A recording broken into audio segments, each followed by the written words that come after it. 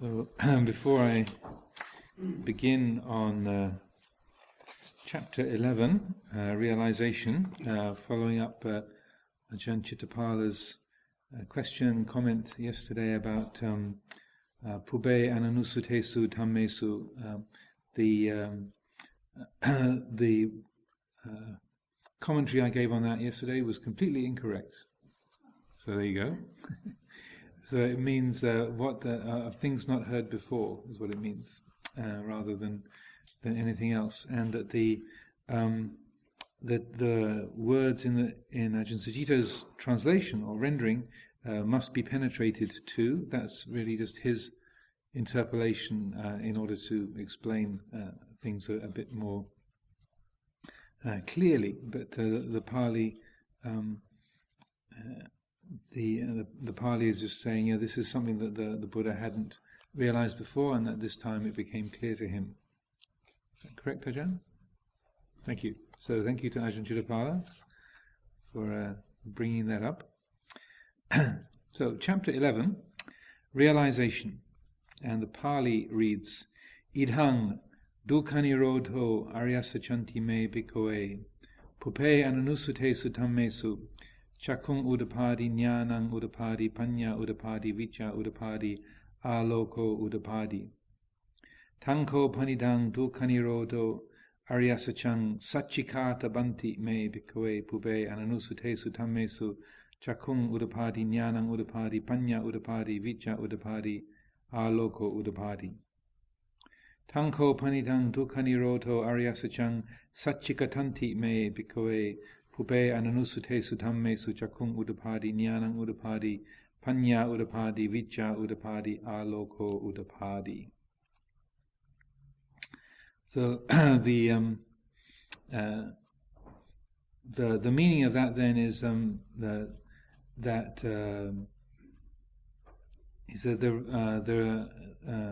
with the unfolding of these this three-layered so insight into the noble truth. It's like the knowledge, vision, wisdom, understanding arose concerning things not understood before. So that's the Pubbe ananusutesu dhammesu. So I think Pubbe means before, if I remember correctly.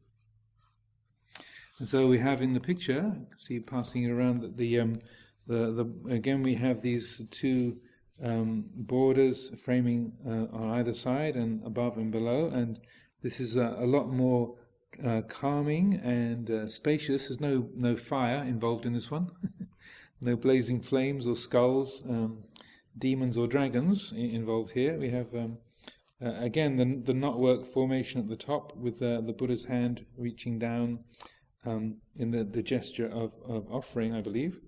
And then Buddha images at the top, and then lotus flowers down below here, which I'm sure Ajahn Sucitto will unfold the meaning of.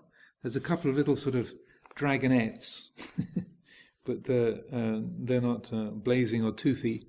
Just in the knotwork here on either side, there's a reddish dragon and a blackish dragon up at the top there.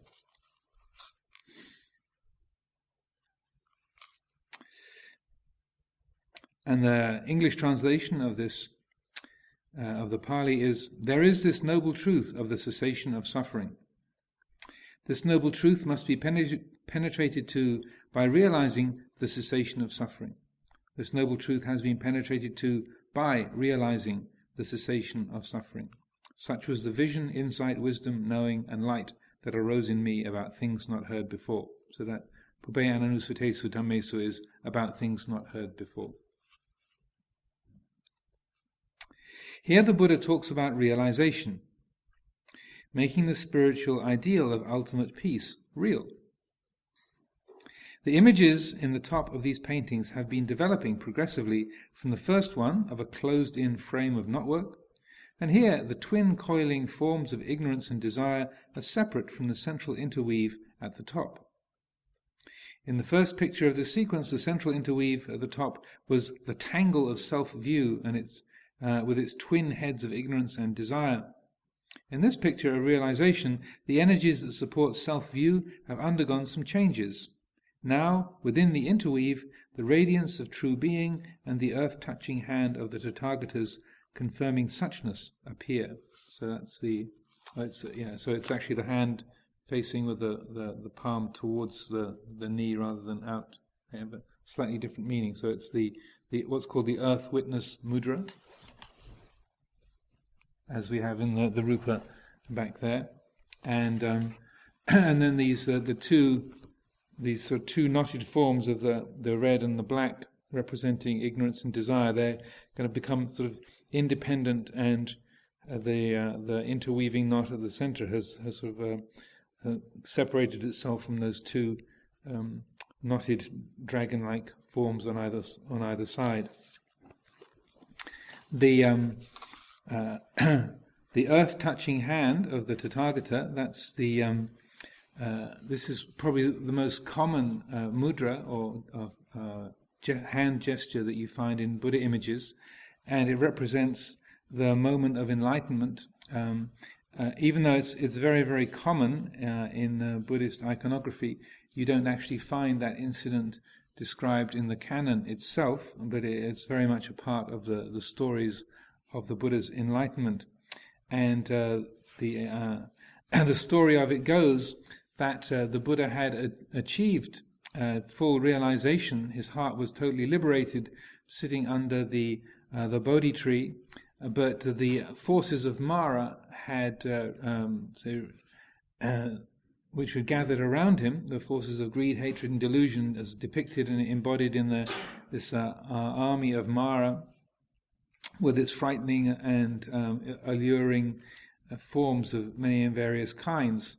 And even though the Buddha was enlightened and liberated, the army of Mara would still not retreat. And according to the legends, which there are many different versions, but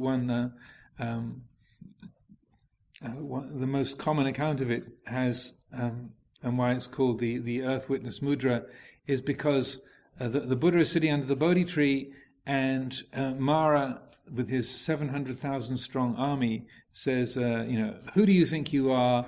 You're trying to pretend that you're enlightened. You're a failure as a husband. You walked out on your wife and your newborn child. You're a failure as a yogi. You couldn't even hack it as an ascetic. You gave up and started eating rice pudding, and even your friends don't trust you, and they gave up on you. They saw that you're a total fake and a failure as a monk, and now you're claiming to be fully enlightened and the sort of supreme in the universe. Is you have no right to claim the Vajra seat, the throne of the one who is ruler of or superior in the universe, to sit on the Vajra, the immovable spot. In fact, it's really I, Mara, who should claim rulership over the universe, and really I'm the only one who has the right to claim precedence and the appropriate seat there in the immovable spot, taking the role of the leader and ruler of the universe. Isn't that right? And then, of course, his 700,000 strong army says, "Yes, indeed, Your Majesty."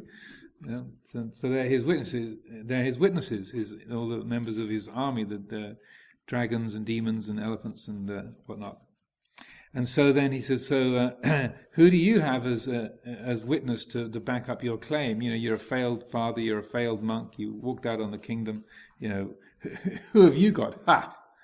And so then, according to the legends, then the Buddha reached down and touched the earth and summoned forth the earth goddess, whose name was Dharani,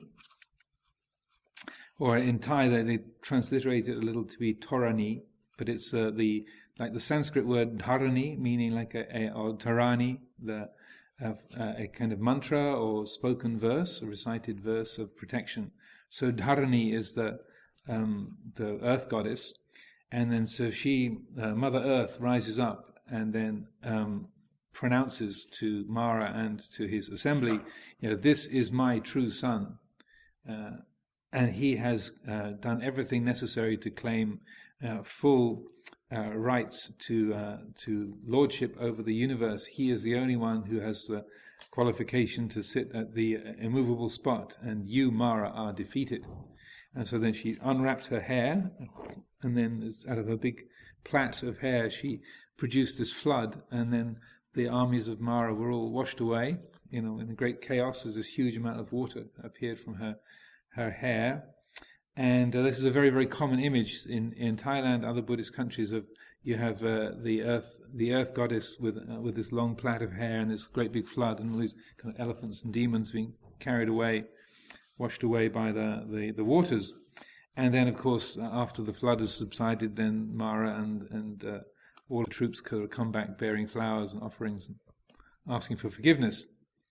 But the touching of the earth and then the bringing forth, the invitation of the earth goddess to be witness is a very significant element of Buddhist practice, and I feel a very important spiritual symbol, because in a way what it's pointing to, one way of interpreting it is that even though the Buddha's experience of insight was absolutely clear and genuine, that it was an internal subjective experience, and so it was in a way the realization of the unconditioned as an internal awakening.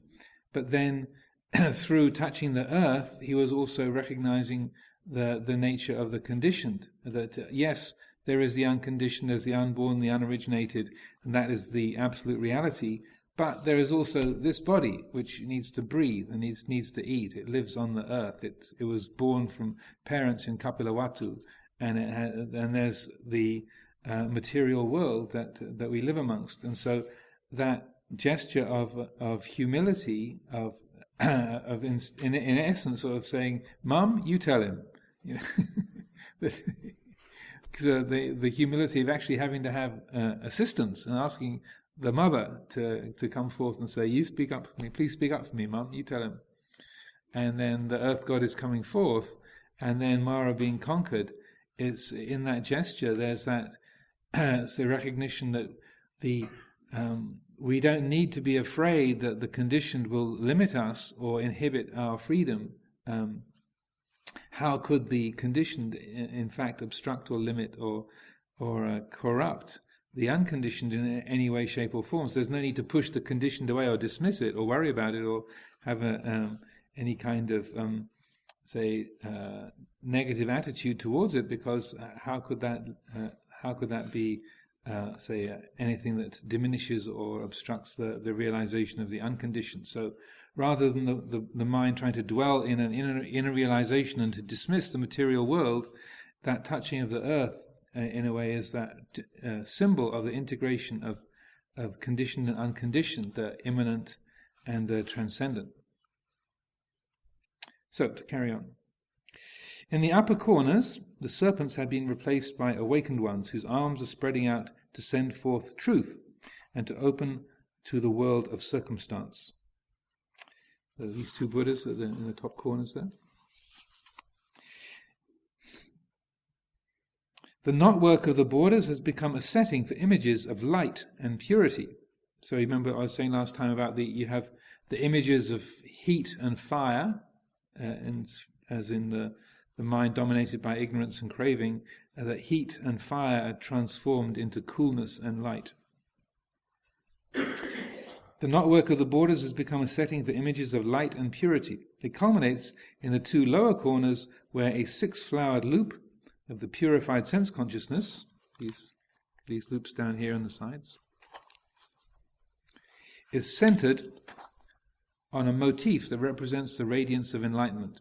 In the center, two more flowers represent wisdom and compassion, the two aspects of Buddhas that are not really separable. The thin blue circle, a simple line around an empty space, represents the abiding of Tathagatas, suggestive of the clarity of form and the spaciousness of not-self in perfect balance.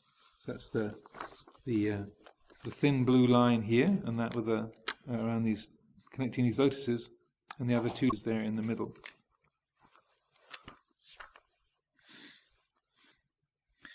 It's also interesting in terms of the thin blue circle, a simple line around an empty space represents the abiding of Tathagatas. So in the earliest times, the Buddha was never represented in human form, in the iconography of the original Amaravati, the great stupa in southern India, you don't find any Buddha images.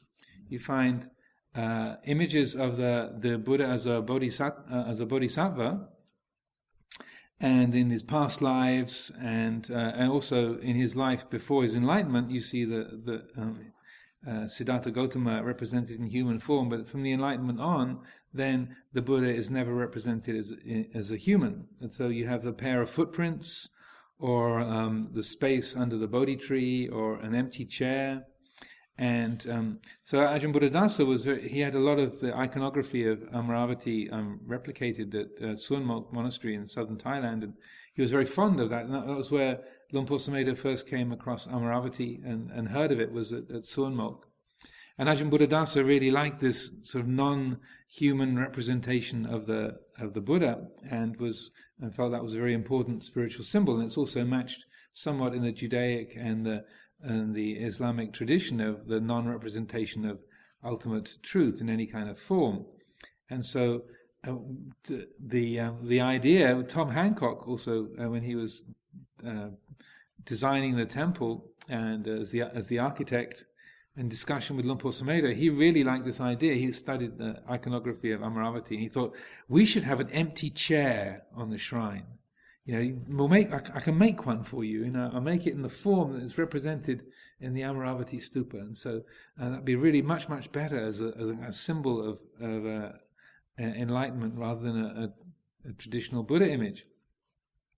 So at first, Luang Por Sumedho agreed with that, and that was the plan. But then, being a reflective person, Luang Por considered this and thought, I'm going to have to explain that so many times.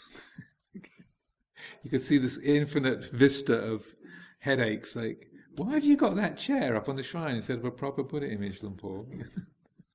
Couldn't you? I can, if you haven't got a proper Buddha, I can offer one for you. And so he on reflection decided, no, let's just have a classical type rupa. That will be far more effective and appropriate for the space. But that, as he says, this thin blue circle that sort of represents neither here nor gone, and the non-representer or the unapprehendability of the Tathagata, of the enlightened.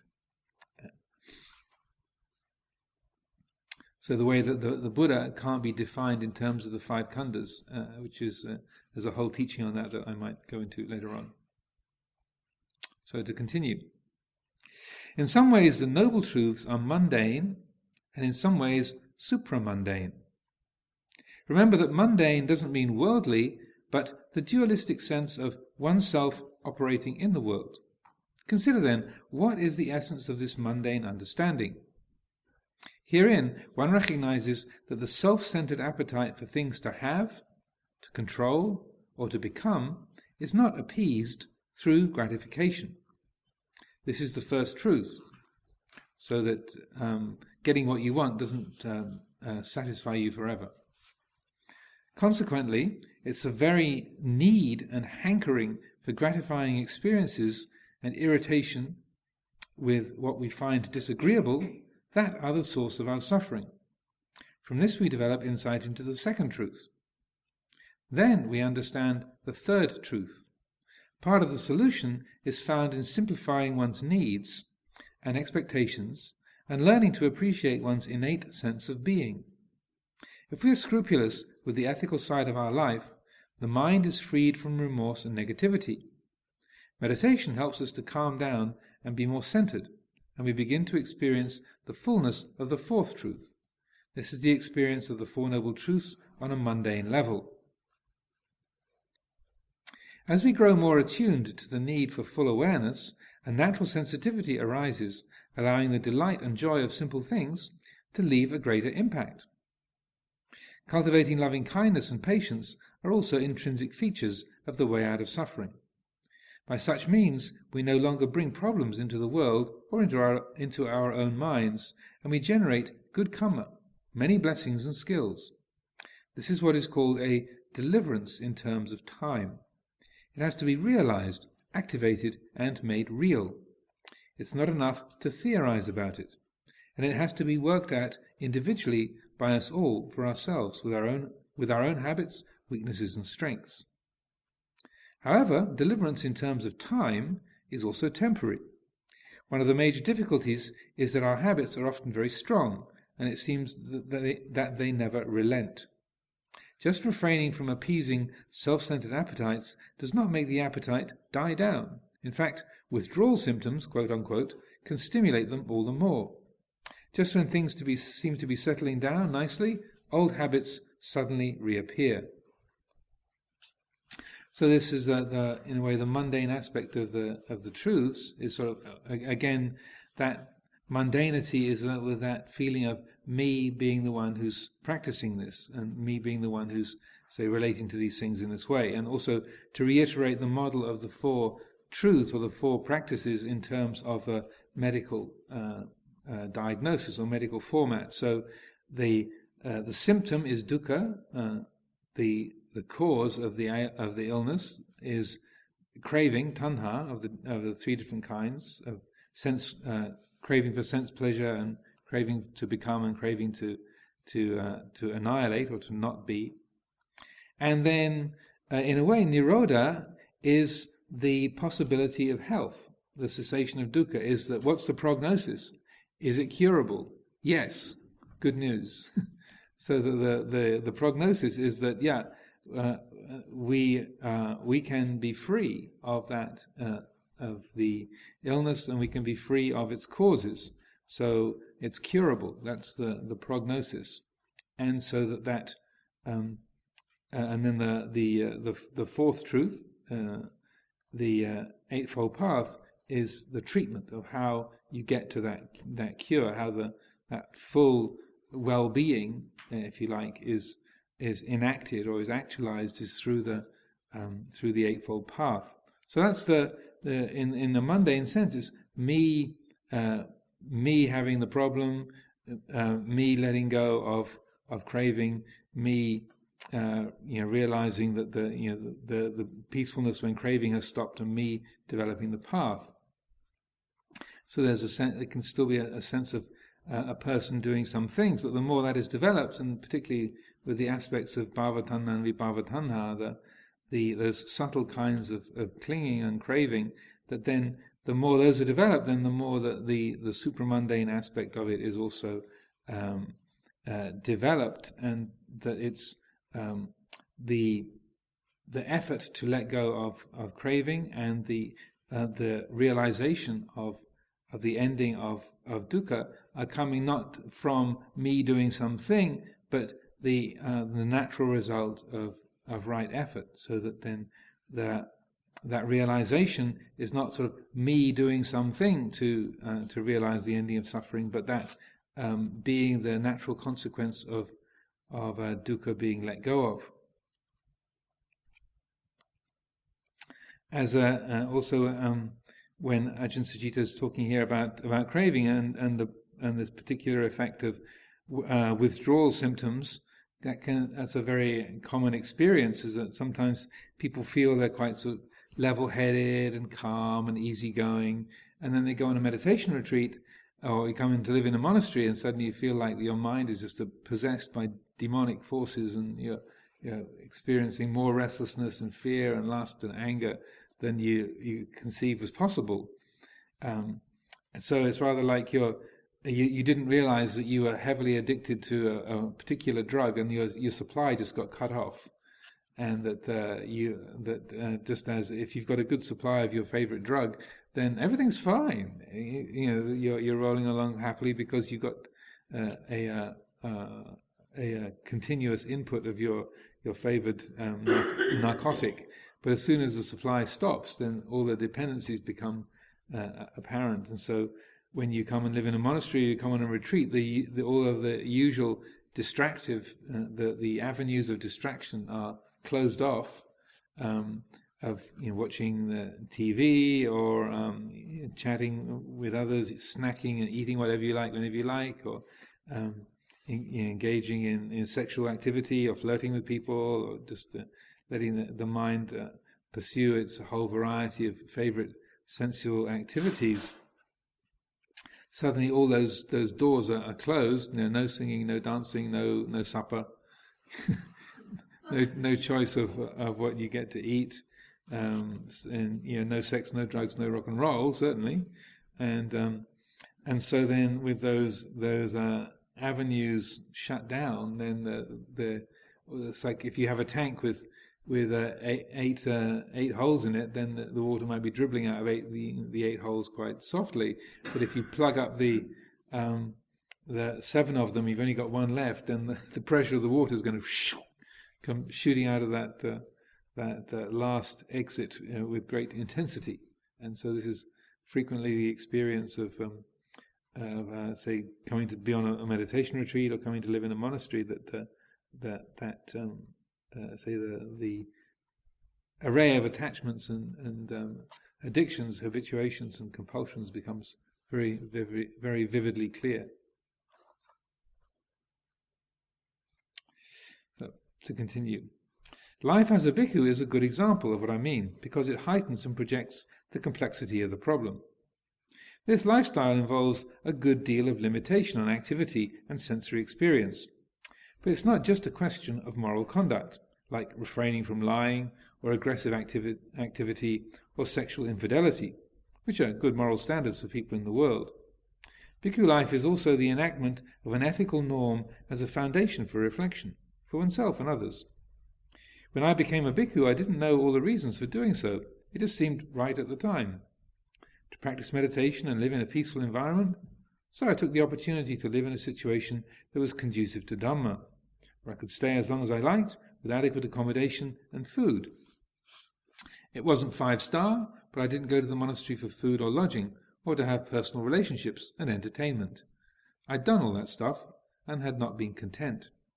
And now, having been given the opportunity to practice and hear the teachings with adequate support, I felt a sense of honour to fit in with the system and not disrespect it. And anyway, I thought I'd probably get what I needed from the practice quite soon, and I could go back to doing the things in the normal way, according to my tastes. So, as one other monk that I lived with at Wat Pah Nanachat in the early days, he was an Australian monk. He'd been about 2 reigns as a monk when I showed up, and like many people, he thought, I'll go into the monastery, meditate for about 3 months, become enlightened, learn how to play. He was a guitarist before he came in the monastery.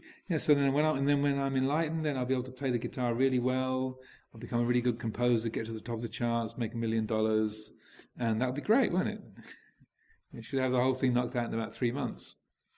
Ha ha ha. So then Ajahn Sucitto continues. As the weeks passed, I began to settle in. And his living situation, Ajahn Sucitto's living situation, was extremely limited. So he was staying at Wat Kiriwong in Nakhon Sawan, and they had a meditation section of the monastery. So he lived in a hut, and he never even went out on alms round. He just had food each day brought to the hut, and he didn't go anywhere. He didn't talk to anyone.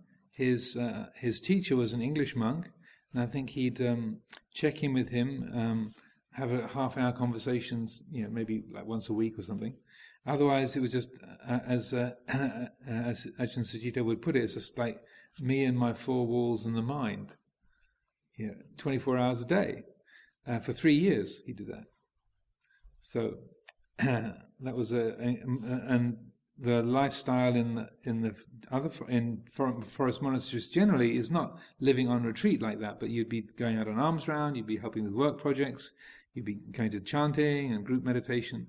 But Ajahn Sucitto's living situation was much more just, monk in box, watch mind, and nothing else. That was it. It's like a very monocultural situation. So, he continues his description. As the weeks passed, I began to settle in.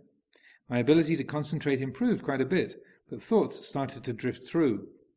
I wondered how long I should sit, whether or not to move when the body hurt, to be sensitive, or maybe sit it out and be resolute. Sensitive or resolute, which is better? Maybe I'll endure for a while and eventually build up a greater ability to tolerate pain. but it'd be nice not to have it. It's natural not to want pain. Whoops, better get back to the concentration on the breath. The mind is wandering, not as good as yesterday. Temporary setback. Resolution. Breathing in, note the sensation in the abdomen. Breathing out, flowing out through the nostrils. Wonder how long before you don't feel pain. It'd be nice to go for a walk now, stretch the legs. I can do that mindfully. Yes, but that's giving in, you sneak. Maintain discipline. 1 hour sitting, 1 hour walking, wearing out the forces of desire. How long does this go on for? It's half an hour since I sat down. Evening, dinner time. Cooking smells in the lane. Normally people are enjoying themselves doing normal, blameless things like having a meal, pleasant company. Nothing wild or crazy. Yes, but when I get out of here, I'll be much more restrained. I've learnt my lesson. No more wild scenes. And what was her name? She was a lot of fun, really, despite the temper. And whoa. If it was all so great, why did you leave it? Mindfulness to the rescue again. Resolution, back to the breath. Breathing out. Amazing how far your mind can travel in a matter of seconds. Scientists reckon that the alpha rhythms of the brain travel at, what, how many cycles per second? Maybe I could do this whole thing much easier with a biofeedback machine. Definite improvement on these primitive Asian meditation techniques. One flicker away from samadhi and you get a bleep. Maybe when I go back to England, now shut up! That's it, cutting through. No more delusion, breathing in, breathing out, here and now, easy now, lighten up on the thinking, just bare awareness, like a naked ascetic, bare awareness, ha ha ha, good one that, eh? Be nice to go and live on a tropical beach where you didn't have to wear clothes. Goa had done that one too, what's the point? Get down to it! Right, half an hour more and I'll call it quits for the day. Give myself a little treat, like what? I guess I could walk round the hut and look at the moon, big deal. Easy now, Nibbana is the highest happiness, here and now, open to the moment, don't repress. That's better, flowing along real smooth. You don't have to live as a monk to do this, it's just non-attachment, living with a smile. Taoism's the answer. That's it, really, yeah, you can have music, sex in a non-attached way. Who are you kidding? Breathing in, the long, slow breath out, deep and slow, nice. Only 25 minutes left, God, my knees hurt. How long does this go on for? And we even get an illustration for this. So here is the monkey mind, depicted in glorious Ajahn Sucitto illustration. Those of you who can't see, this is a kind of glazed-eyed monkey with flapping tongue, wrists shackled with a sparkling chain, guitar strung across the back, and bells on its ankles, leaping gleefully through the air with sparkles. And in case we haven't realised it, there's a little caption that says "The Monkey Mind." So we've probably all been there in our own particular versions, one way or another. Some of you probably a lot more modest, but anyone who's sat to watch the mind for half an hour will be familiar with all of that. It's the real thing, all right. I suppose one of the benefits of living in a Buddhist monastery, and one of the torments, is that you have the example of the Buddha, and generally other living beings with some easeful, loving and wise qualities. And you realize what a blessing a skillful life is to the world compared to just following selfish desires. The benefit is that you feel it must be possible to work this dukkha out in a way that is not brutal or repressive. The torment is not being able to find that in yourself. At a certain point, the path out of suffering seems to take you back into it again. Calm and the understanding that follows desire is not reliable. Together produce all kinds of conflicts with one's own habits. That conflict seems to create as much dukkha as blindly following one's desires. Then something has to shift. And in the Thai forest tradition, there's a particular phrase or a description that they use. There's a phrase that they apply to this area, which is called the suffering that leads to the end of suffering.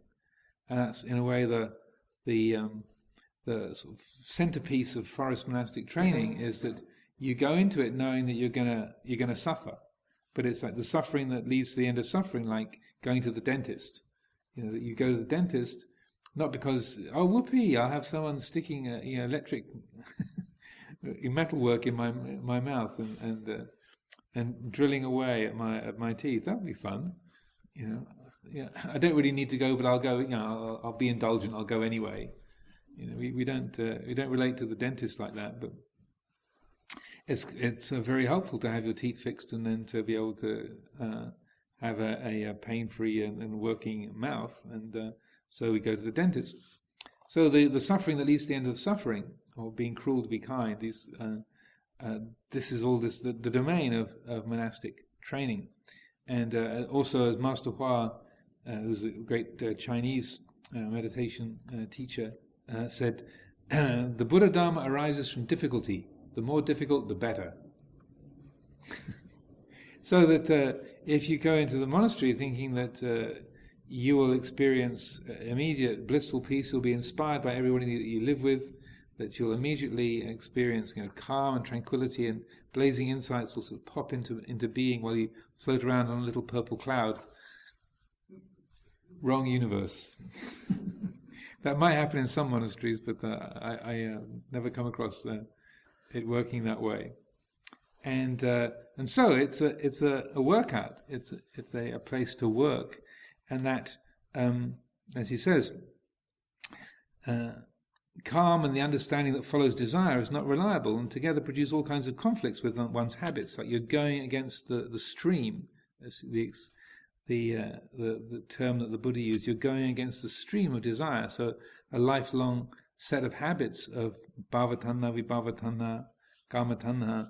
You're just like giving up an addiction to tobacco or sugar or tea or alcohol. That there's some withdrawal symptoms that we experience if you drink a lot of tea or coffee, and then you stop drinking it, you go off caffeine, then you get all kind of headachy and thick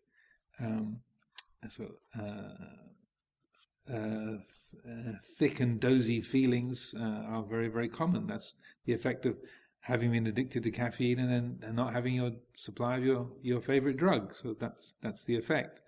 So, but if you want to be off caffeine, then you go through that difficulty, and then on the other side, then you're free of that dependence on the caffeine. So entering into spiritual training is exactly the same. That you're going against the stream of habit. So of course it's inevitable you're going to experience friction and difficulty. You can't go against the stream without feeling the pressure of the stream. If you just get swept along by the stream, you don't feel the pressure. Just like being addicted to caffeine or sugar, or also less chemical things. Just like you can be addicted to approval. Always trying to please people and get approval from others. That's these are other more sort of social and less chemically based tendencies. So to continue.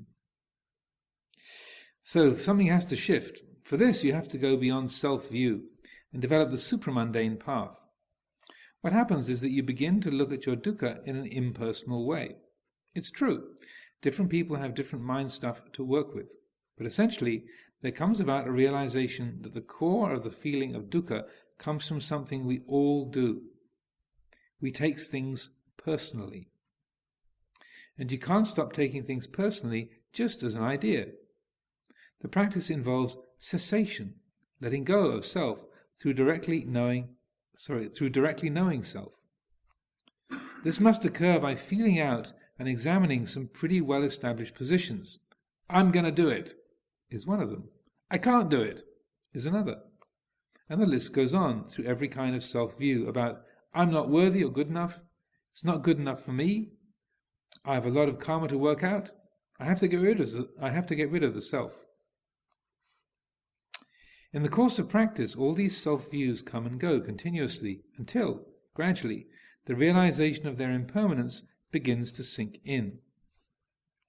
The practice is one of sustaining that attention and that realization. When the habits of mind discharge all these views, if one can keep to a straightforward, non-fanatical, steady practice, and not cop out into some philosophical attitude about it all, the way begins to take shape on its own. The way is not self. It's not made by controlling the mind through the will. Of course, the way is born out of personal effort, but it is effort of a particular kind, the effort to be mindful. For supramundane freedom, mindfulness is directed towards what we term self in ourselves. The practice that is central to the supramundane path is called Satipatthana, the foundations of mindfulness, described in detail by the Buddha in the 2 suttas of that name, the Digha Nikaya Sutta 22, for example, Majjhima 10. One of the essential and repeated expressions of this cultivation is a knowing that is non-dualistic. For example, contemplating body as body. When walking, he knows he's walking, knowing feelings in the feelings. Furthermore, one is encouraged to know a hating mind as hating, a deluded mind as deluded, a developed mind as developed, an unsurpassed mind as unsurpassed. Even the hindrances are to be contemplated in this non-judgmental way, noticing greed, hatred, dullness, restlessness, and worry. When they are present, under what conditions they arise, how they can be abandoned, and the way that prevents them from arising.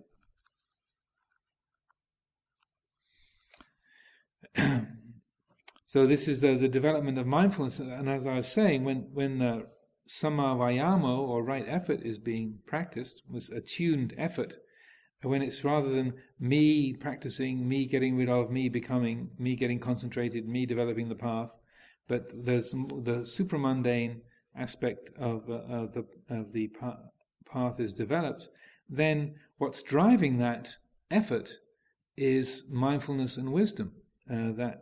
If you remember the image of with the supramundane path, you have right view, right effort, and right mindfulness circle around and support the other factors of the path. And so when we are developing right effort, when there is the restraining of the unwholesome or the letting go of the unwholesome if it's arisen, the cultivation of the wholesome and the maintaining of the wholesome what that has arisen, then that effort, that vayama, is being guided and driven by mindfulness and wisdom. That's what guides the effort and initiates it. So it's not me getting concentrated or me getting rid of my defilements, but there's the effort is being applied out of mindfulness and wisdom about what's present, whether it's wholesome or unwholesome, and how to work with it. So that the Satipatthana, that mindfulness, is a very, very detailed and thorough exploration of how that mindfulness is developed and applied in relationship to these different areas of our life. Now, going back a little bit, the word to realize in this is the key element of the process in this third noble truth, Satchikata Bhanti. It is to be realized, Satchikatanti, it has been realized. So the word Satcha, as in Arya Satcha, noble truth, Satcha means to know the truth of, or to see the reality of. So Satchikata Bhanti, to realize, to make it real, to know it as real. So in this this effort, the development of the third noble truth, it's what is is essential in it is that it's a realization of the absence of something. So that it's when the dukkha has stopped, there's the recognition that the dukkha has ended. Now, what one of the most helpful teachings that Luang Por Sumedho would stress in this area is that peace is boring. And those of you who've read many of his books or listened to his talks will know he's often would say things like, what sells newspapers is sex and violence. That peace does not sell newspapers. And he would make the example, let's say, you'd never get the Daily Mirror having a headline, Ajahn Amaro breathed out mindfully. Banner headline. Wow! Buddhist monk breathes. If Buddhist monk runs off with a 16-year-old local girl, yeah, absolutely. even the Telegraph would probably give you a few columns on that. But mindful inhalation, mindful exhalation. So what? It's not news. So peace is boring. It's not interesting. The conditioning of the senses is to go to the object. So if I hold up my hand, I say, "Here's my hand. What do you see?" And you say, "Well, I see your hand. I see your you see the palm of the hand, or you see the thumb and the fingers." Your eye goes to the object. It doesn't go. You wouldn't say, "Oh, I'm seeing the space between your fingers," right? Or I'm seeing this. That there's a space all around the hand. It's like our whole animal ancestry and our development as a living being. Our senses are geared towards the objects because it's not the space that's dangerous or promising. It's that noise in the bushes that's that might be a saber-toothed tiger.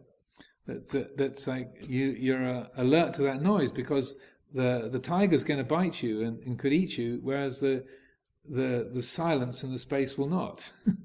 Similarly, if there's a bush, you look for the berries on the bush because that's what you want to eat. You don't look at the space to the right or the above or to the left of the bush. The berries are interesting. The space beside the bush is not interesting. That's what our senses do: sound, sight, smell, taste, touch. It's incredibly strong conditioning to go to the object. So that we notice space when, say, an object has been there and then it's gone. So, like, if I say a word, for the first couple of seconds, the silence after the word is interesting. But then, as soon as the word stops, 3 or 4 seconds, and the silence is, what's next? What else is going on here? And that's how it works. That we notice the contrast. The contrast is interesting, like if you hear the sound of the fridge humming. This is a very common experience. You didn't even notice that the fridge was humming away till the thermostat on the fridge switches off. Oh. It's gone quiet. And then the silence is interesting for 3 or 4 seconds, and then it's completely inconsequential. So we only notice space, silence, stillness in contrast to movement and sound and objects. So we need to learn how to notice the space. So dukkha is interesting. Ow! That hurts. I can't stand that, or I got to have that, or I want to be. But so clinging is interesting. Dukkha is interesting. Pain, like sex and violence, is interesting. Pain is interesting. Ow! When your knee is hurting, your attention doesn't go to the shoulder that has no particular feeling in it at all. The attention goes to where the pain is. That's how we're rigged.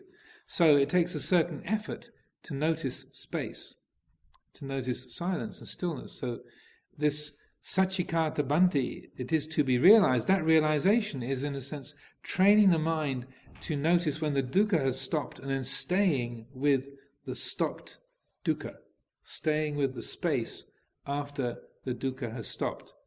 And it's not interesting. It doesn't grab our attention, so there's a particular kind of effort to sustain the attention on no thing. And it what is found is that rather like if you come into the sala and you are looking for somebody, say I'm looking for Anagarika Amen. I come in the sala and there's the place is empty. So Amen's not here. And if I just Amen's not here, so turn around and walk out.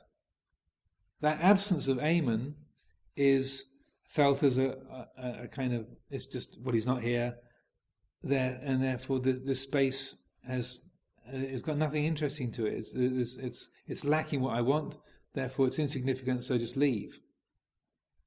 But if I come in and I'm looking for Amen, and then oh, Eamon's not here, and I just stop, and I stand in the middle of the sala and just let the mind appreciate the silence, space, stillness. Oh. Then that which was before was being regarded as so insignificant and just a blank thing that was lacking what I wanted, then when you just let yourself be with that presence, then the mind wakes up to that. So it's almost like the space and the silence comes alive. Is this a common experience? Just to go and stand in the middle of your own living room, in the middle of your kuti or your living space, and just don't do anything. Just be there. Oh, it's a nice place. And that presence, that quality is always here, but we don't realize it. We don't see that it's here because it's just seen in terms of what the objects that we want, or that we're afraid of, or that we're irritated by, and so we miss that basic fundamental richness of the presence of Dhamma that's always here, because we're so busy chasing after the missing anagarika, or whatever. So the realization of the ending of dukkha is that when the clinging has stopped, rather than just, great, no dukkha, rather like the fridge going off, okay, what's next? So instead of the what's next, to just notice that wave of feeling and to not go with it, but just to let the mind stay with that spacious apprehension of presence, the presence of Dhamma itself. How could the Dhamma not be here and now?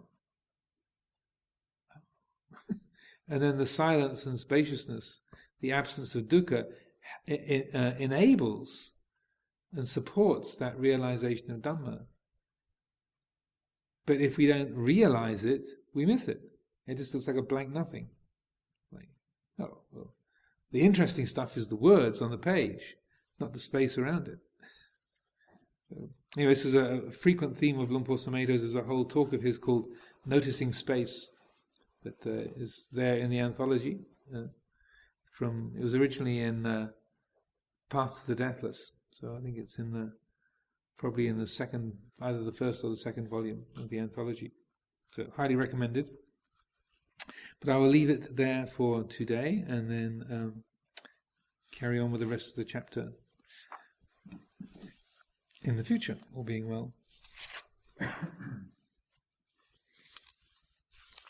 So, any particular questions or comments, considerations? Shirley Ann? Yeah. What you were just talking about, I call beedom as opposed to boredom. I was trying to explain to my mother about just being, because she has a tendency to want sort of stimulation all the time. There's got to be something going on, and if nothing's going on, she'll say, "Oh, I'm bored." So I'll say, "Just be, just be with it." So that's what I call it. Very good. I think add that to the lexicon. I'm sure somebody else has come up with that as well. Well, I haven't heard it before, and I'm a wordy kind of a bloke. So. Beedom. Boredom depends on the sense of self. If there's no feeling of I and me and mine, it's impossible to be bored, which is interesting to reflect upon. But it's also one of the great difficulties of the modern age is that it's very hard to find silence and space. I mean, it used to be just having the radio on all the time, but it's not even just a radio now. People have sort of multiple channels of stimulation going, and so just to be alone, just to have solitude and sanctuary is harder and harder. It's also interesting now that I noticed when I was in the States a year or so ago, I saw an advert for a hotel, very expensive, that was advertising itself on the basis of no Wi-Fi, no cell phone connections, no phones in the rooms, no TV in the rooms, and it was like $800 a night or something. What it was selling itself as is you can get away. You can't be got here. You can't be tweeted. You're socially disconnected. You're not with your network, and that was the big selling point. I mean, it was in a beautiful spot by the seashore as well, but that was it was selling itself that no one can get you here. You can be disconnected, and that I think we long for that, but we also are terrified of it. We just don't want to be alone, or don't want to. And I know some people who've come into the Sangha, and you say you can't have a radio, and they go, "Oh, sorry, Ajahn, no." So I live with Radio 4. I said, "Well, no, you don't. Not if you're in Anagarika." I was like, "No, Ajahn, you don't understand. I've got to have Radio 4." Well, it's either the white robes or Radio 4. You don't get both. Like, but you don't understand, Ajahn. Now, I really want to be in Anagarika, but I have to have Radio 4. You're not getting it, Ajahn. Like, so we all have our drug of choice. I was never a Radio 4 person myself.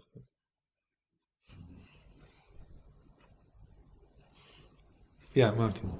Yeah, there's something. It's very basic and it's rather naive, really. But something I've pushed out of my mind, I just sort of gloss over it. Something I can't understand. You mentioned greed, hate, and delusion. Mm-hmm. Now, if I experience greed, I recognize it Mm-hmm. and I let it go. If I experience hate, I recognize it and I let it go. But if I'm deluded, I don't know I'm deluded. So how do I let go of delusion if I don't even know that I'm being deluded? That's where spiritual friendship comes in. That your friends will tell you, Martin, why are you doing that? Seriously, that's because the very means whereby there will be the recognition that there's delusion is obstructed. Greed and hatred are sort of highlighted, the three, with three lines underlined 3 times in red. Ta-da! Very visible and sharp-edged, but delusion is not. So it's recognized that it's the trickiest of the 3. But really, that's where spiritual friendship comes in, and why spiritual friendship is such an important part of the holy life and spiritual training is because where you don't notice where you're losing it, your friends will say, Martin, why are you so upset about that? Or you seem really worried about this or excited about that. What's that about? And you go, oh, am I? And that our friends and people who can relate to us and that sense of trust, and people who know you or people who understand you and care for you, then they'll give us feedback and let us know when we're off the mark. So it's one of the reasons why the Buddha said that spiritual friendship, Kalyana Mitta, is not half the holy life, it's the whole of the holy life.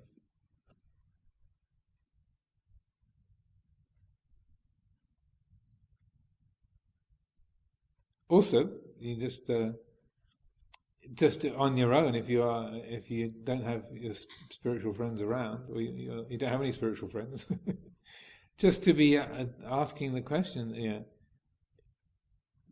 is there delusion here? What am I taking for granted? What am I believing in?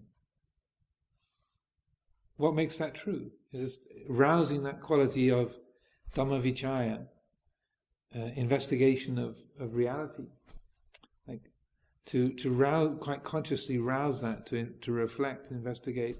Why do I take that to be true? Why is this interesting and that not? What's driving this? I'm really worried about that. Well, where's that coming from? Or I'm really excited by this. What's that about? where's this coming from? What's the cause of this? So that consciously cultivating that sense of inquisitiveness, and also a readiness to be wrong, our readiness to see things differently. The more that the mind is prone towards, if I think it, it's true, then the more you're definitely embedded. There's a deep moha element there, delusion element. Is that helpful? I think so. It's like the two psychiatrists who meet and they say, "Oh, you're all right, how am I?" Well, possibly until you get the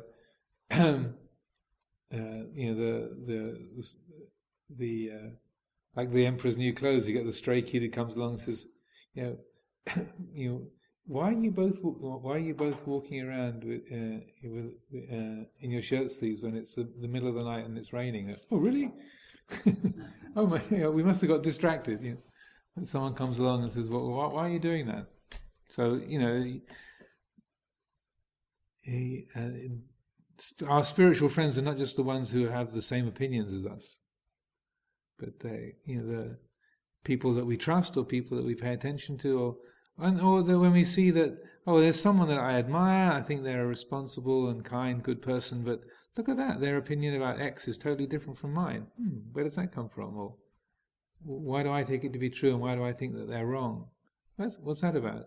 So that it might not just be a friend, but also just consciously cultivating that sense of reflection about where we're at and what we take to be true and real.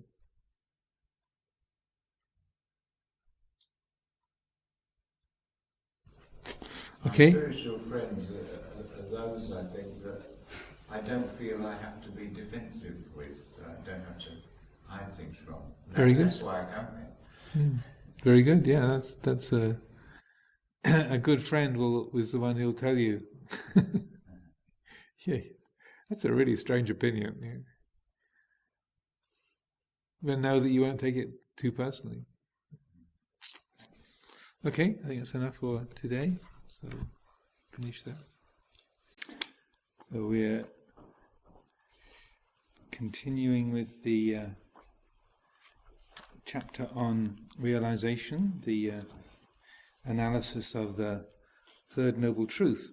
And I'll just begin by reading out the last paragraph that I read yesterday to remind us. We were speaking about the foundations of mindfulness. The way is born out of personal effort, but it is effort of a particular kind, the effort to be mindful. For supramundane freedom, mindfulness is directed towards what we term self, in ourselves. The practice that is central to the supramundane path is called Satipatthana, the foundations of mindfulness, described in detail by the Buddha in two suttas of that name, Digha Nikaya Sutta 22 and Majjhima Sutta 10. One of the essential and repeated expressions of this cultivation is a knowing, quote unquote, that is non-dualistic. For example, contemplating body as body, or when walking he knows he's walking, knowing feelings in the feelings. Furthermore, one is encouraged to know a hating mind as hating, a deluded mind as deluded, a developed mind as developed, an unsurpassed mind as unsurpassed. Even the hindrances are to be contemplated in this non-judgmental way, noticing greed, hatred, dullness, restlessness and worry when they are present, under what conditions they arise, how they can be abandoned, and the way that prevents them from arising. And another point on this, and speaking about effort, as he says, the way is born out of a personal effort. There's an expression that's very common to the forest tradition, and also that is derived from the suttas, which is the karma which leads to the end of karma, or the action that leads to the end of action. And I think Ajahn Sucitto's book, Karma and the Ending of Karma, is a area where that's talked about in some detail, but it's a very useful thing to understand. So it's particularly speaking about this quality of right effort. So it's karma means action. So it's karma which leads to the end of karma. It's like it's an action. It's something that is being done, but it leads to the end of rebirth. So that's the point is about the ending of karma means it is an action, but it's not an action that has a set of resonances or karmic results based around the sense of self. So when we use the Sanskrit word karma with the R, then usually that's used as like a shorthand for karma vipaka, which means action and its result. Karma just on its own, or karma just on its own, means simply action. But when we talk about it, or we use the word karma, we often are using that as a shorthand for action and its result. So any action based on the sense of self is going to have vipaka, is going to have some result for me, and that is going to be pleasant or unpleasant. And so when we do that reflection, part of the 5 subjects for frequent recollection, I am the owner of my karma, heir to my karma, born of my karma, related to my karma, abide supported by my karma. Essentially what that's saying is, as long as action is based on or has involved in it a sense of I and me and mine, then there's going to be vipaka, there's going to be a same sense of a me who's the receiver of that action. But when the action is more guided by Dhamma in its most profound sense, and not by the sense of self, then there is action, there's effort being made, there's action being taken, but because it's not based on or say occluded or distorted by the self-centered thinking, but it's much more based on a total attunement to reality, on that wise and mindful attunement to reality, then everything is in tune, so there isn't any kind of self-centered resonance that comes from that. So that's why we use the term karma that leads to the end of karma. So the effort to be enlightened, made in accordance with Dhamma, leads to the ending of rebirth. It leads to the quality of total liberation. And so when the body dies at the end of our life, then there's no more seeds for rebirth. There's nothing that causes that resonance for reappearance based around a sense of self. I think also last time I spoke about the 4 foundations of mindfulness, but just to reiterate that a little bit, particularly because it's the 3rd section of that, the mindfulness of mind states, Cittanupassana, is a very central aspect of Luang Por Sumedho's teachings. And if you look at the Satipatthana Sutta, it's almost the shortest section of the whole sutta, is just this contemplation of mind, the Cittanupassana, and it's establishing mindfulness that knows what the mood is. And one of the most significant things, as I was emphasizing before, is that it's really non-judgmental. It doesn't mention or gives no reference to whether it's wholesome or unwholesome, pleasant or unpleasant. It's just, as he says, knowing the expanded mind is expanded, being spacious, or the contracted mind is contracted. Knowing the mind filled with hatred as a mind filled with hatred, a mind free from hatred as free from hatred. So there's this extraordinary level quality of just this mindfulness to know, oh, this is hatred. If that mindfulness is fully established, then the heart cannot follow that. It won't follow that feeling of hatred, but it knows, oh, this is hatred. If it doesn't know that with full clarity and full awareness, then that hatred is likely to be followed, and then will lead to a sense of I here and a thing that's hated over there. But the more that quality of mindfulness is fully established, then, oh, this is hating, or this is loving, this is an expanded feeling, this is a contracted feeling, this is an agitated feeling, this is a calm feeling. That's what this is. And so that very quality of knowing is the refuge. And that's why when we talk about taking refuge in Buddha, the first of the 3 refuges, on an internal level, it's essentially being that quality of knowing, being Buddha that is fully aware of liking, disliking, loving, hating, agitation and peacefulness, that knows that and participates in those the presence of those qualities, but is completely unconfused or unentangled in them. So then the wholesome is followed and supported, and the unwholesome is let go of basically in an automatic way. Automatic insofar as it's the responsivity of your own wisdom that is guiding that. And in the commentary it speaks a little bit more about that area in the next part.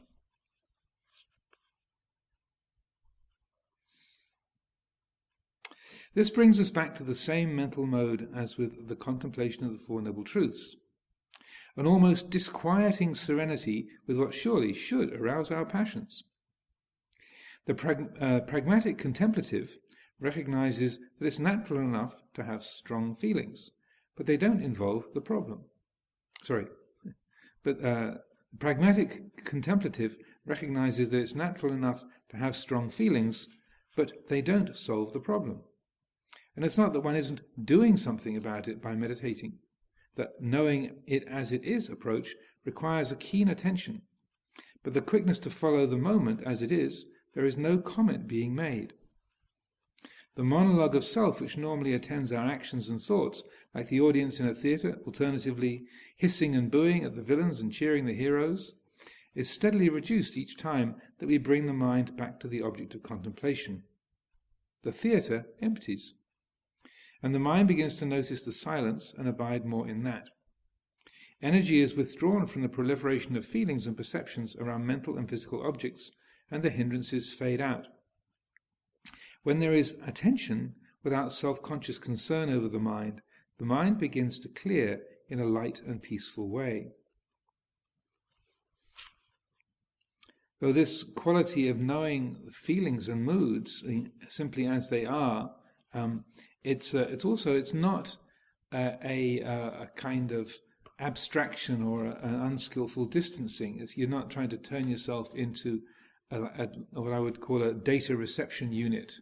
So feeling, thinking, loving, hating, and it's not a kind of deliberate emotional deadening, but it's in a way it's a perfection of responsivity, but fully knowing this is hating, and there's a feeling of the hate, but also along with that clear feeling of that hate, there is the recognition that this is unskillful. If this is followed, it's going to be painful for them, painful for me. Everybody loses.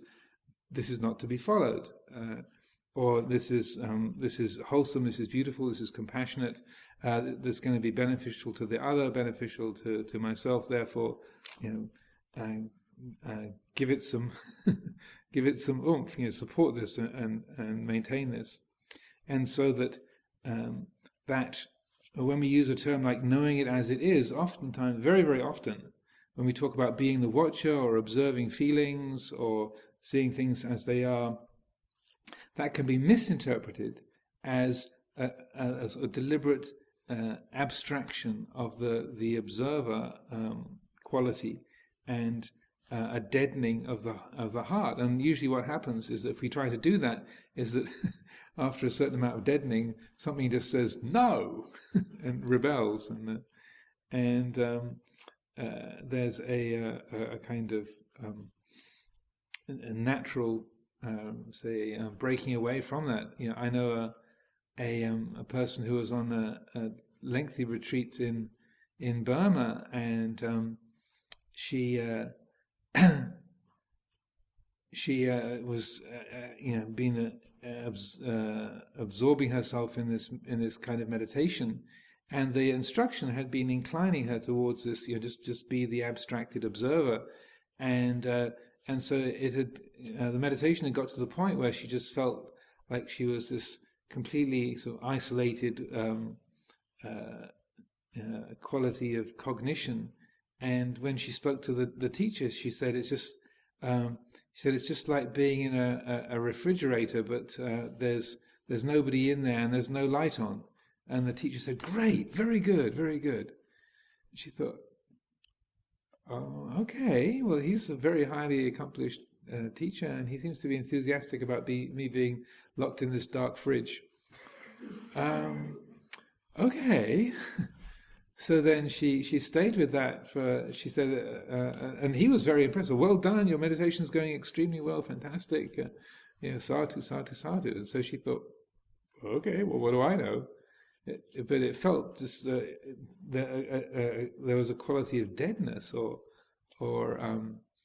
a lack of real attunement to Dhamma. Anyway, she carried along on that level, and then after a couple of years, something just snapped in her, and she couldn't go anywhere near Buddhism. She couldn't meditate. She couldn't involve herself in that kind of practice anymore. Something just said no, and she started hanging out with. She was in America, and so she started hanging out with a bunch of friends involved in Native American spiritual practice, and so she found herself going out, walking in the woods and doing sweat lodges and being completely sort of physical, non-theoretical, and doing a lot of practice that brought her very much and closely in contact with feeling and seeing and smelling and tasting, touching, and in a sense embodying the sense world. And it was a very interesting story as she told it, and she wasn't so upset or annoyed with the teacher, but she sort of faithfully followed the instruction. But I thought it was really impressive how her own intuitive wisdom just said, wrong, wrong track. We've been going around the M25 for 4.5 days. Leave this road. We're just going around in circles here. Leave. This is the M25 for the 4th day. Leave now. So sometimes it's good to listen to our intuition in that respect. It's also, that's why I use this kind of terminology of unentangled participating.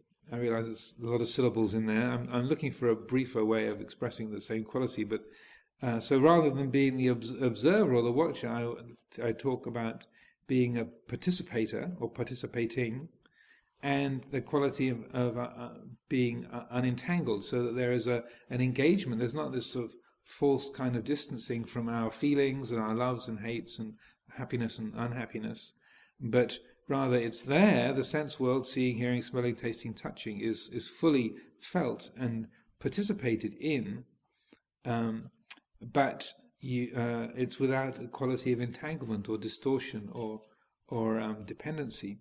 It's also interesting on the level of subatomic physics and that the particle physics world, that it's well-known fact, it's a currently agreed fact, that you can't, when you're talking about experiments or observing particles at a very a refined level of magnification, you can't observe something without affecting it. You can't talk about observing an experiment. You have to talk about an experimenter participating in an experiment, because the way that something is looked at affects what is looked at. You can't be a detached observer at the level of subatomic reality. You are participating. The way you look, it affects what is seen, and you can't get the camera down there without the way of seeing having a direct and an intrinsic effect on what is seen.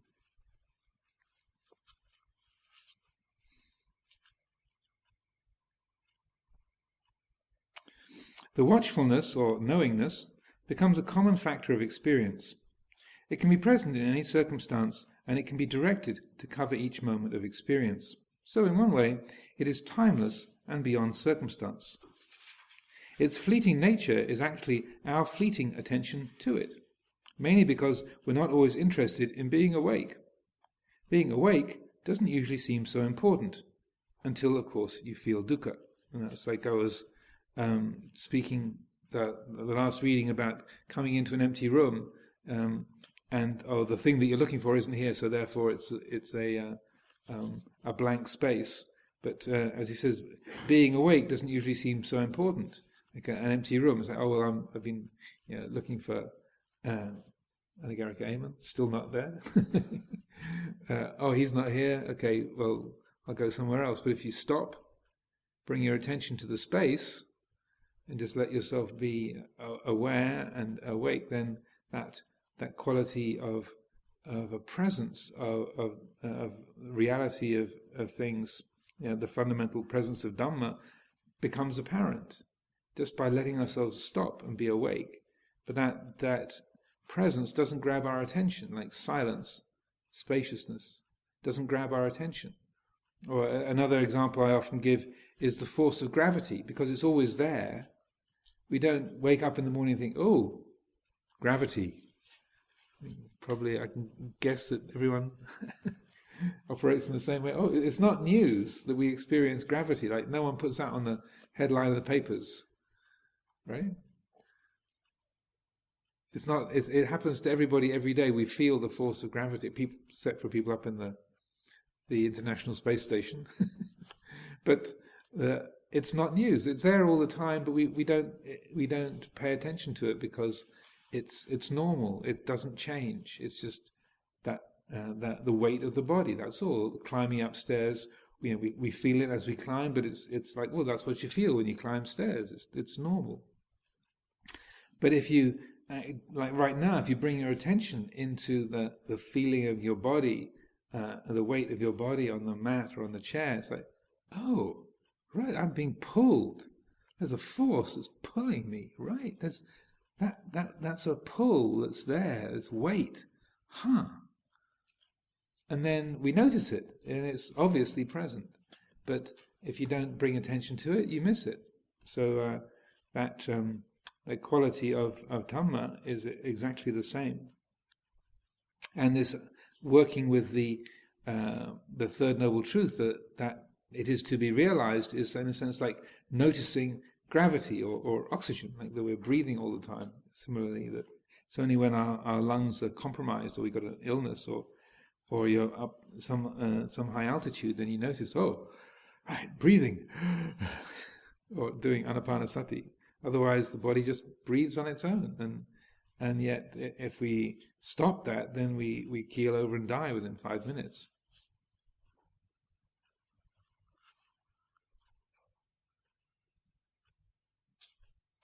Those who endeavour to practice begin to experience a dispassion behind the movements of mind. The practice is sustained through realizing the dukkha of any position held as self. One comes to see that the dispassion has always been there, only it wasn't realized.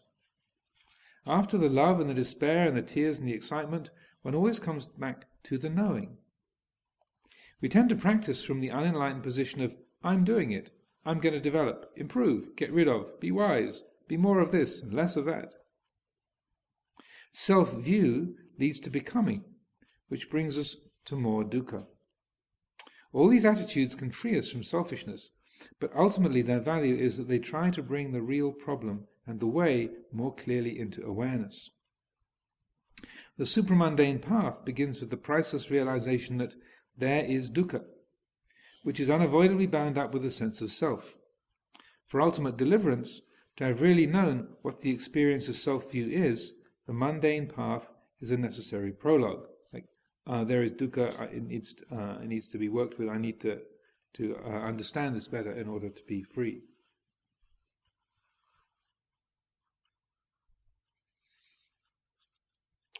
Also that the point that he was making just a little bit earlier about the awareness is there, only our attention to it, that knowingness in one way it's timeless and beyond circumstance. Its fleeting nature is actually our fleeting attention to it, mainly because we're not always interested in being awake. So another point on that, just going back to that for a moment, is that that quality of awareness is always here, of being awake and seeing what's going on. It's always here, like the force of gravity. But because we are preoccupied with what we're doing, where we're going, what we're interested in, what we're afraid of, what we're irritated by, what we're attracted to, that the attention gets caught and gets entangled in many of the sense objects, so we don't realize that at this moment we are being conscious. We are being aware of this set of experiences. And so that because we're caught in the content, we don't see the process of experiencing. The mind goes to the content of an experience rather than looking at or realizing the process of experiencing. Does that make sense? And so that what this is talking about is to remember, well, here we are in the sala, and there's Anagarika Ema, and Venerable Dhammavichayo, Anagarika Barada, and Anagarika Crystal, and there's Bree, and Sven, and Marianne. That's here we are, here are all these people, I know who we all are, and so the mind goes to the names, and the way people look, and the event, and we forget, this is actually hearing, seeing, smelling, tasting, touching, arising and passing away in awareness. This is an event being known in my mind. I close my eyes, the visual world disappears. Open my eyes, the visual world comes back again. The visual world is fabricated through light entering the eyes. Light stops entering the eyes, the visual world vanishes. It's like, yeah, and... So what that's saying is, this is an experience being constructed, being fabricated in the mind, moment by moment. It's my mind's representation of what's happening here in the sala. It's like we say, I'm seeing the sala, I'm seeing everybody here. No, I'm seeing my mind's representation of everybody here. So today I haven't got my glasses on, so everybody who's a little bit further away from Ajahn Amaro is a little bit blurry around the edges. I can kind of tell who people are by the general memory and so on. But I haven't got my glasses on, so everything is a little bit blurry. I put my glasses on, the edges are much crisper. The way the mind interprets the moment and pieces it together is an event in our consciousness. So that, as he said, the fleeting attention to it is because we only remember from moment to moment. This is seeing, hearing, smelling, tasting, touching, coming and going. That's what's happening. Because we are and through our conditioning of millions of years of animal ancestry and tribal existence and being hunter-gatherers for tens of thousands of years, that we are geared to notice the content, and our instincts go to the content of experience. But in a purpose of a place like a monastery or a meditation retreat is that you establish a safe, well-ordered, benign environment, so that then no one's going to attack you, no one's going to take your things, no one's going to make eyes at you and proposition you, no one's, at least it's the evening, no one's going to provide you with food. There's nothing that's attractive or interesting or dangerous or worrying. Right. Therefore we can let go of the content and look at the process of experience. As long as the content is threatening, exciting, irritating, then the attention goes to the content. The benign and well-ordered environment of a monastery is largely so that the content is not attractive, it's not dangerous, it's not promising, it's just this, really ordinary. So therefore you can step back from being concerned or excited about the content, so you can look at the very process. And in that looking, then there's a liberating of the heart and an establishing of that quality of awakened knowingness as an ongoing presence. And the more that's well established, and the more then we can experience a variety of objects, going out into the world, chatting with people, sitting down, having your food, and then that quality of knowingness, that awakened awareness, can be sustained through a greater variety and emotionally charged content. It takes some skill to get past the desire for attainment, but in searching for that truth that is unconditioned, not supported by circumstances, we can know when we're still holding on. you'll notice that even attainment of refined conditions is unsatisfactory. There's a story of Venerable Anuruddha, a renowned bhikkhu, who sought the advice of the Arahant Sariputta. Anuruddha had developed some remarkable qualities which he described to Sariputta. He had the divine eye, which meant he could see into the 10,000-fold universal system. He had great energy and resolute mindfulness, yet, he said, his heart was not at peace. So then the Venerable Sariputta replied, "Well, Anuruddha, as to your statement about seeing the 10,000-fold world system, that is just your conceit. As to your statement about being strenuous and unshaken and so forth, that is just arrogance. As to your statement about your heart not being released, that is just worrying. It would indeed be well for the Venerable Anuruddha if he were to abandon these three conditions, if he were to not think about them, but were to focus his mind on the deathless element." That's in the Anguttara Nikaya in the Book of the Ones. So what and where is the deathless element, quote unquote? Well, the only thing that does not pass away is that which does not arise. This is difficult to describe, but one can talk about that wakefulness, that knowing itself that the Buddha encourages us not to become, not to achieve or add to, but to realize. It's always been here. But we have been using it in the wrong way.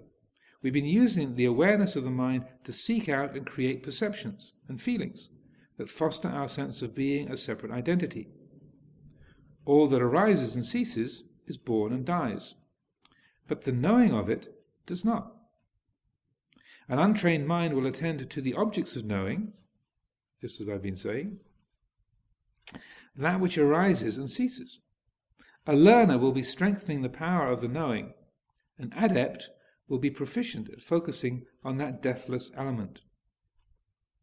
Realization awakens to the truth that has been caught in that process.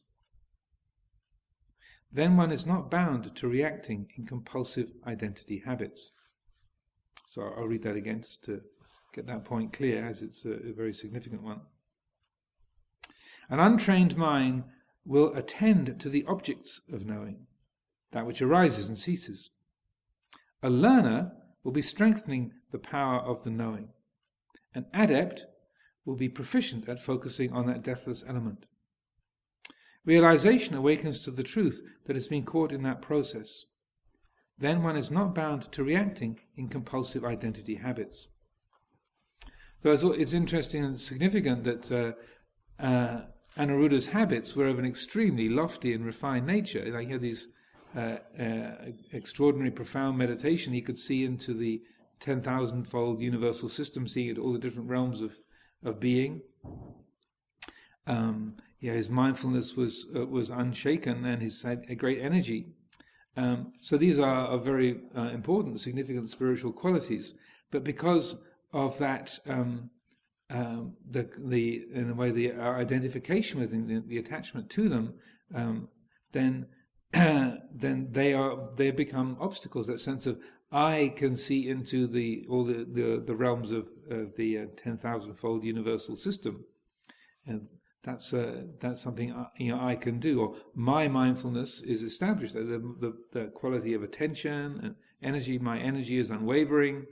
That element of attachment and these things I am doing, and that sense of doingness that is all woven together with that bhavatanha vibhavatanha, and also in a way, even though they're very refined, it's all talking. Anuruddha's talking about that stuff out there that I am doing, and then Venerable Sariputta's encouragement is very good. If you don't look at put the attention into that, all of that objective realm, but turn the attention back onto the subject. Who is it that's doing this? That focus the mind on the deathless element, the unborn, the undying, not these particular abilities or qualities, but to focus the attention on the amata dhatu, it's called the deathless element, that which is unborn, undying, and so that, and the quality of awareness or knowing, which we can say is the Buddha mind or the Buddha nature, you can use that kind of term, that it's an attribute. It's like the primary attribute of Dhamma itself. So in a way, the Dhamma is the substance, and the Buddha is the function. So that's the unborn, undying, the sanditiko, akaliko, timeless, apparent here and now, unborn, undying quality of Dhamma, and its primary quality or attribute, function, is that of knowing or awareness. So the Buddha arises from the Dhamma. That awareness is a quality of that fundamental reality. And then, just to speak about the third of the refuges, then when the Buddha sees the Dhamma, what arises is the Sangha. So when the awake mind sees the way things are, then what arises is wholesome action. So that you can say that the Dhamma is the substance, the fundamental substance or quality, and then the Buddha is the function, and then Sangha is the manifestation, how that wisdom appears and manifests and works in the sense world. This is a particular way I like to reflect on those and consider them, so that and then the distinction that Ajahn Sucitto is making here, the untrained mind, as I've been saying, attends to the objects of knowing, like seeing people, seeing the building, hearing sound, and saying, "Oh, that's speech that I can hear." That's the focusing on the objects of knowing, the content. A learner,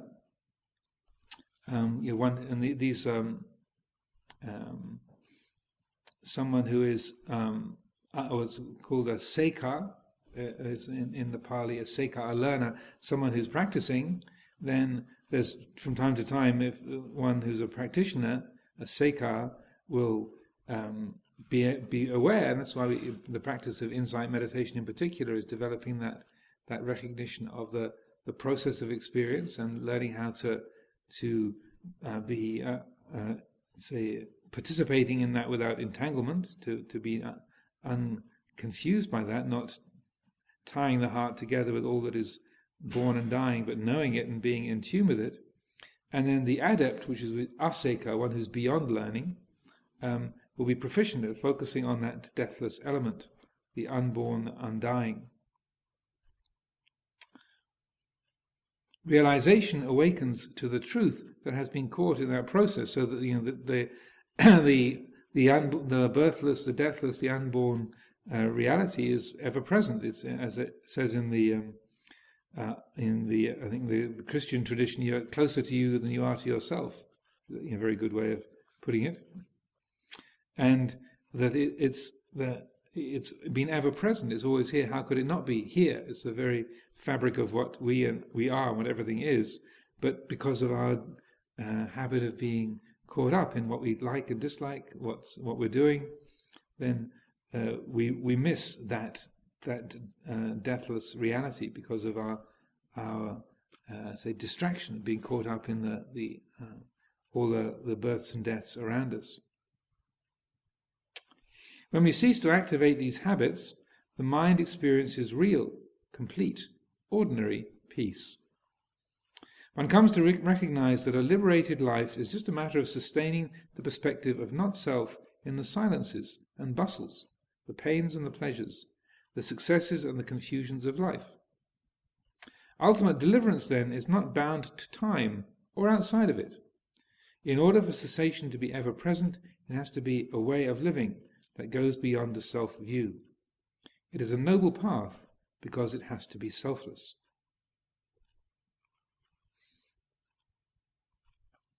So in that phrase he has here, that expression, in order for cessation to be ever present, it has to be a way of living that goes beyond the self-view.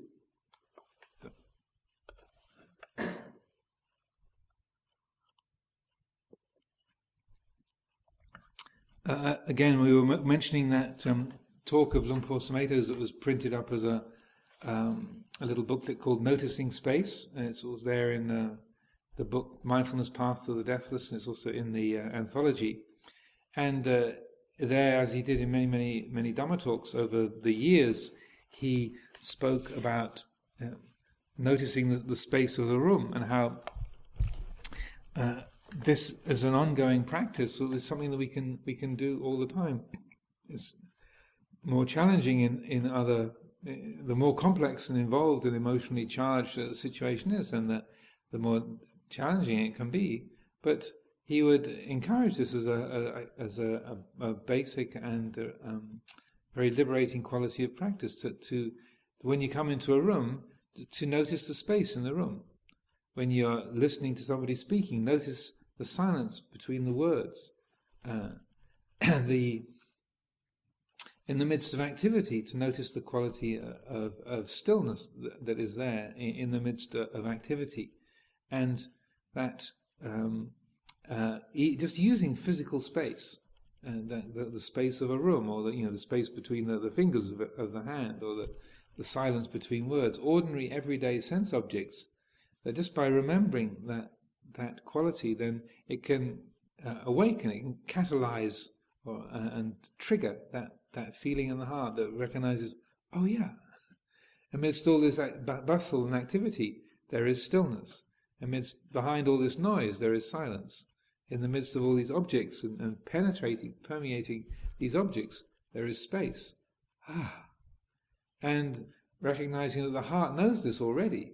So it's in a way a matter of more remembering than sort of convincing ourselves that it's true, but it's something that we are intuitively aware of, but we just need to remind ourselves of that intuitive understanding, that intuitive wisdom.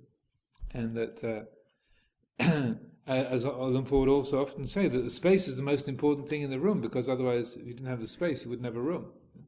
If this was solid, we wouldn't be able to get in here. So, but the space is the most important quality. Maybe one other thing to speak about in this area, and again, it's on the theme of awareness not being an abstracted, kind of dissociated observing, but it's a matter of participating. And then, so sometimes we'll say, well, I'm just being aware of the way things are, and I'm just watching my feelings, and so that just being aware or just watching, people often take that to mean non-participation or non-engagement, or it means you're supposed to be passive in a situation, or you're not supposed to do anything. Or if you're being mindful, you're not involved, or that you're just watching the feeling. It means somehow you shut down, or there's no action in response to that. But when we hold things in that way, say I'm just watching the way things are, I'm just being with the way things are. Your mind, your body, your intuition, your capacity to act, your intelligence is also part of the way things are. Your feeling of, well, that's outrageous, somebody ought to do something, that's part of the way things are. So often, and this is a question that comes up over and over again, so I don't know how many hundreds of times I've had to respond to this over the years. But I feel it's an important thing to get clear, that our capacity to act is part of the way things are, and so that you can be observing a situation while you're in the middle of relating to it. It doesn't mean you have to sort of freeze yourself and try and stand off at the edges, but it's far more learning how to engage with a situation, taking action or saying something or being involved without creating a fixed sense of self and other, without reacting out of desire or aversion or fear, but rather the action being guided by mindfulness and wisdom. There's a story, I think it's in the ancient Vedic text of the Panchatantra, and it's a story about this disciple who swears total obedience to the guru and becomes the devotee of this particular guru, and the guru says that, if you're my disciple, nothing, I will always protect you. You'll always, if you're with me, you'll always be safe. And the disciple, the chela, says, "Oh, thank you so much, Guruji. This is so helpful, and I'm really grateful for this." And so then, sometime later, the disciple is walking down the street, and this runaway elephant comes charging down the main street of the village, and the disciple thinks, well, my guru has said I can't possibly be harmed, so I don't even need to get out of the way. And then the mahout, the guy riding on the top of the elephant that's right, says, "Get out of the way! Get out of the way! I'm out of control."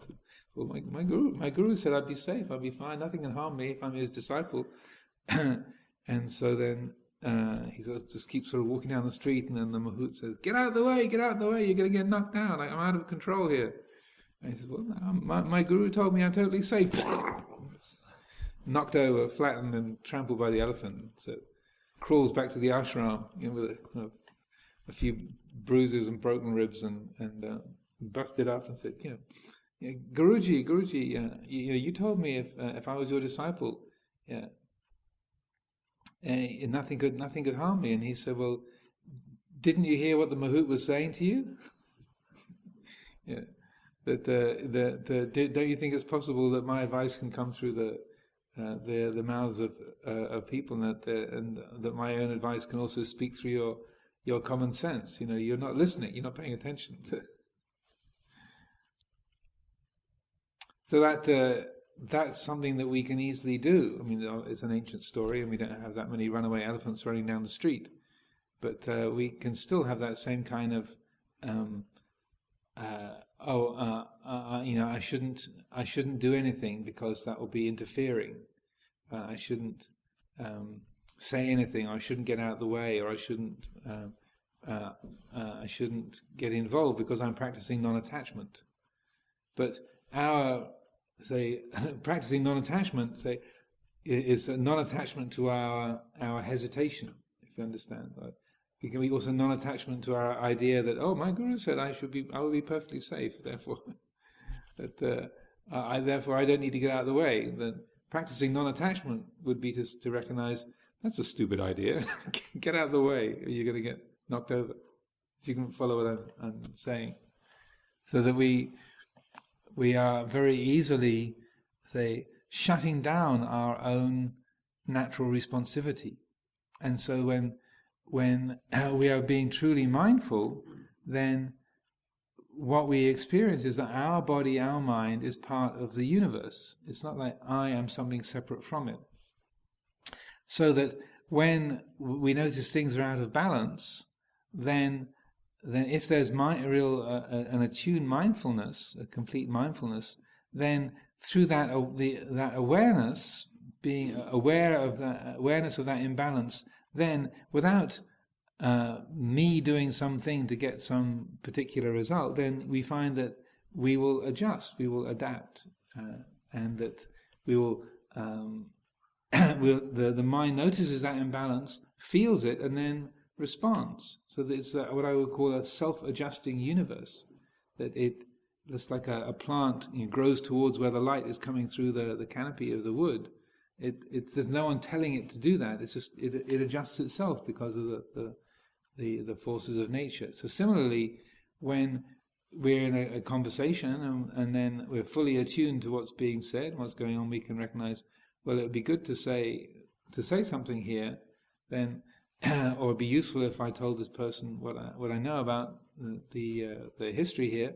Then rather than thinking, oh no, I should be practicing non-attachment, and feel I shouldn't say anything or I shouldn't be involved, then that I would say is a stupid kind of non-attachment.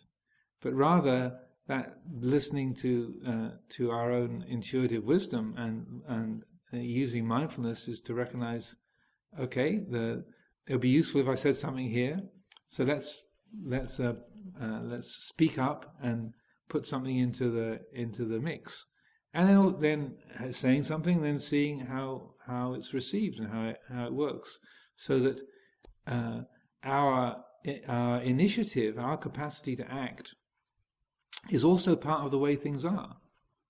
Our ability to speak or to be silent or to involve is part of the way things are, so that when we're practicing non-attachment or aiming to be mindful, then our responsivity, our capacity to take initiative is part of that. And so when we develop this quality of mindfulness in a full and complete way, then you can also find yourself getting more involved, taking more initiative than you would before you were practicing non-attachment.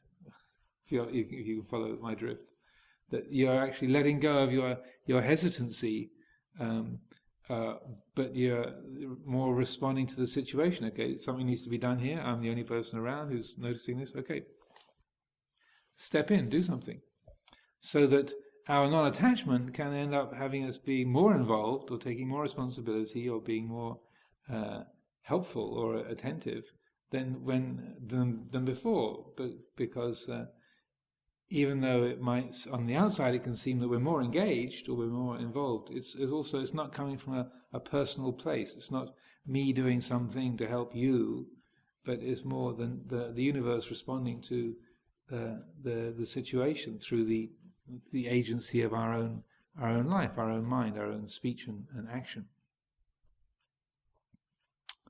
So there's a few thoughts on that theme, and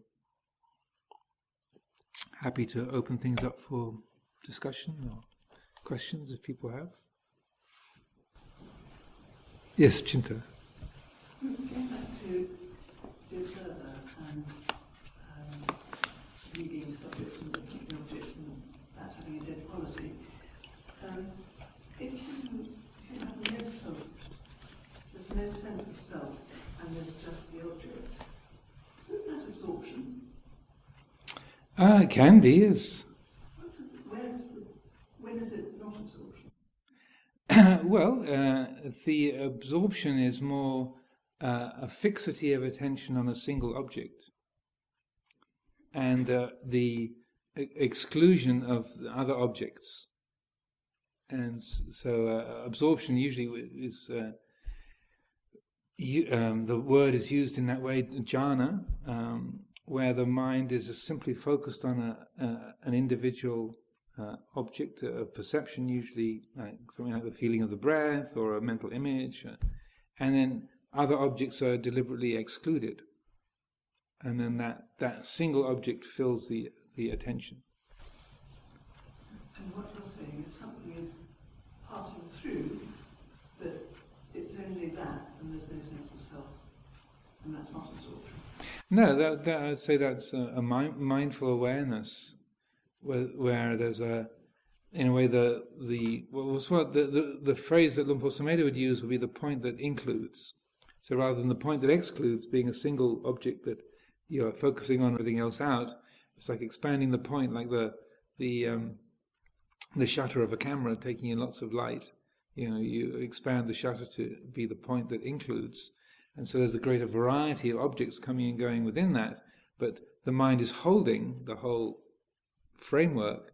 But there's there's more of a coming and going and a in a way no deliberate exclusion of any object from that. Whereas with absorption, there's a particular intent. Like, I'm going to focus on this one feeling of the breath, or this mental image of a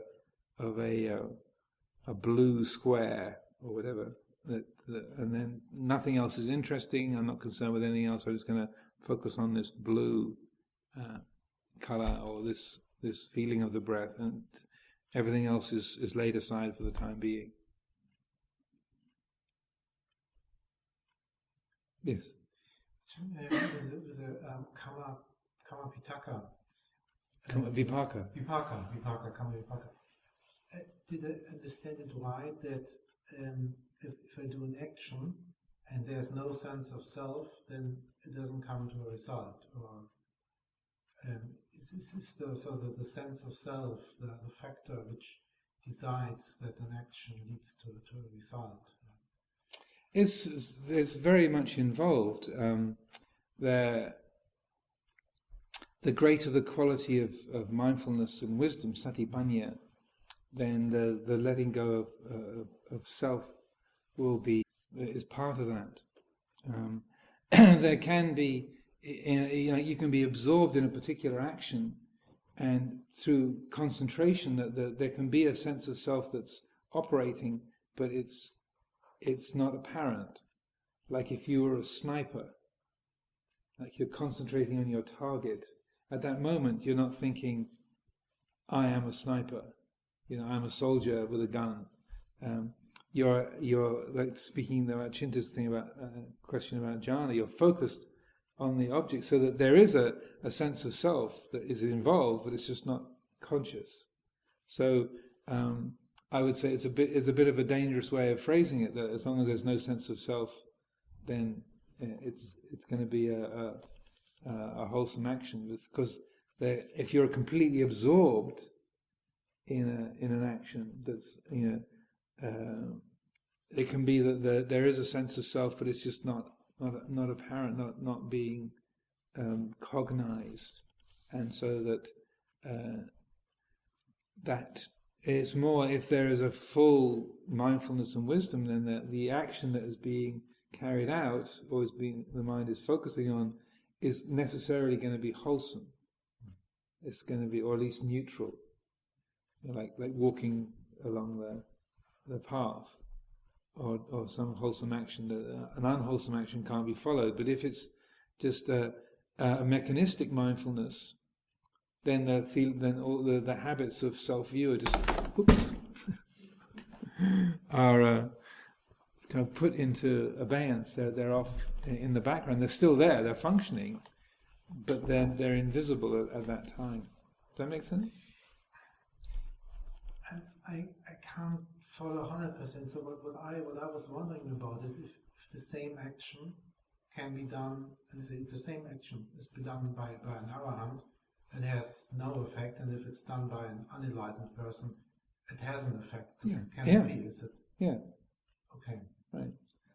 So that because and if it was an arahant, they couldn't do anything that's unwholesome. That they can't do anything that is harmful to another being on purpose. They can they can't sort of deliberately break any of the precepts. But some say I don't know what would be say an arahant could sew a piece of cloth and just say, oh, my robe needs to be mended. Then they mend their robe. And then an unenlightened person could do exactly the same task of sewing a piece of cloth, but like, oh, I've really got that bad, oh, my stitches are awful, what an idiot, I hope no one sees it, they're going to think I'm such a fool, what will they think of me, and I'm a total failure.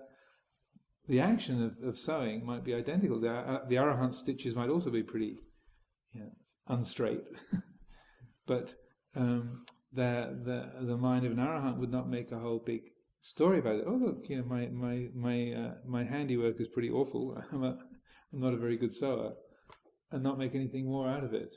Whereas someone who's unenlightened could turn it into a whole I'm useless. What will they think of me? And creating more of a sense of identity around that. So that I would say it's a very, the less enlightened somebody is, then the more the tendency is to create self-centered feelings of pride or